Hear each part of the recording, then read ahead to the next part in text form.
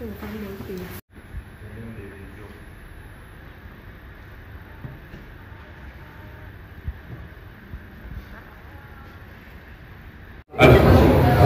sur l'importance d'un tel séminaire pour nos amis de la zone UNIFA, est-ce qu'on aura l'occasion de rattraper un peu le gap?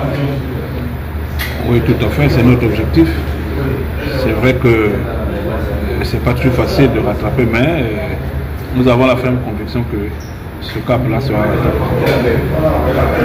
Est-ce que les experts de notre zone sont préparés à cet objectif, donner le meilleur pour les jeunes arbitres?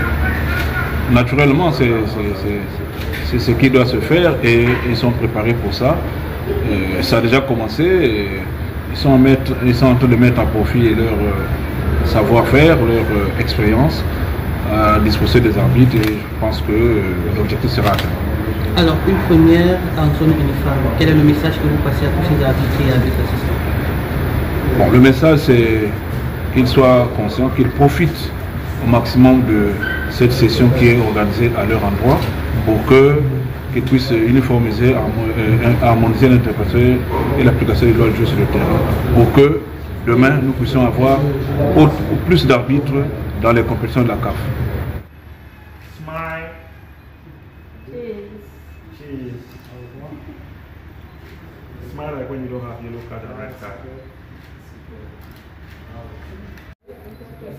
Monsieur Evie, une première dans la zone uniforme de formation des arbitres.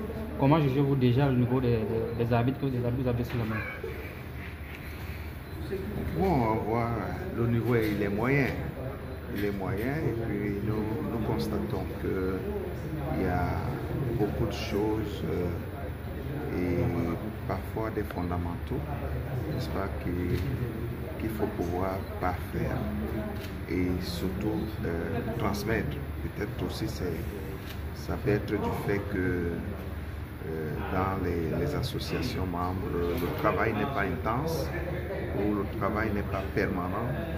Et donc, je crois que c'est une occasion pour nous de travailler avec ces arbitres de telle manière que beaucoup, lorsqu'ils arrivent dans des compétitions de la CAF d'élite, qu'ils aient déjà ces fondamentaux. Parce que parfois, on a ce handicap concernant nos arbitres, lorsqu'ils arrivent dans des compétitions de la CAF, ils sont parfois en arrière.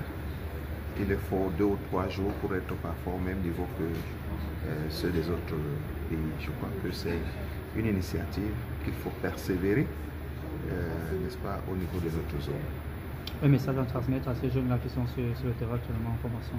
Alors, je dis qu'il faut avoir confiance aux instructeurs qui sont tout autour et qu'eux-mêmes déjà puissent travailler parce que en réalité aujourd'hui, quand on est un arbitre d'élite, un arbitre international, on peut travailler seul avec des expériences, avec ses formations. Il faut rentrer et aller partager aux autres.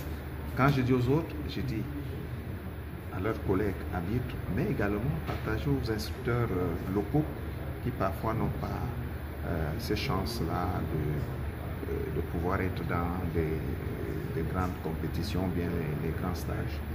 Et je crois également que les prochains jours, aussi nous aurons une formation des instructeurs et je crois qu'on va beaucoup parler, on va beaucoup partager pour pouvoir développer, n'est-ce pas, l'arbitrage dans notre zone.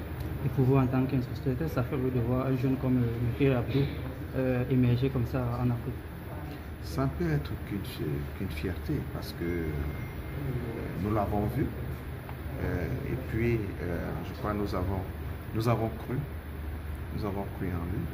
en lui et on s'est dit voilà, on ne fait pas un travail pour rien.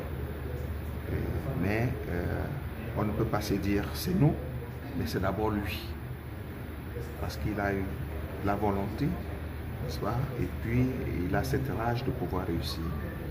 Et nous ne sommes que là, n'est-ce pas, pour l'encadrer et pour l'encourager et pour le soutenir.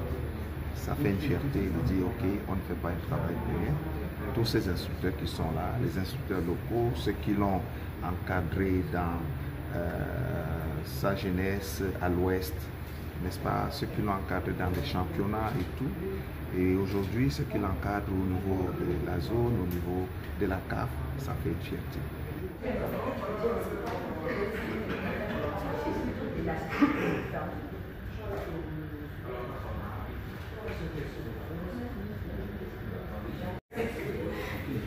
J'ai gardé quelque chose.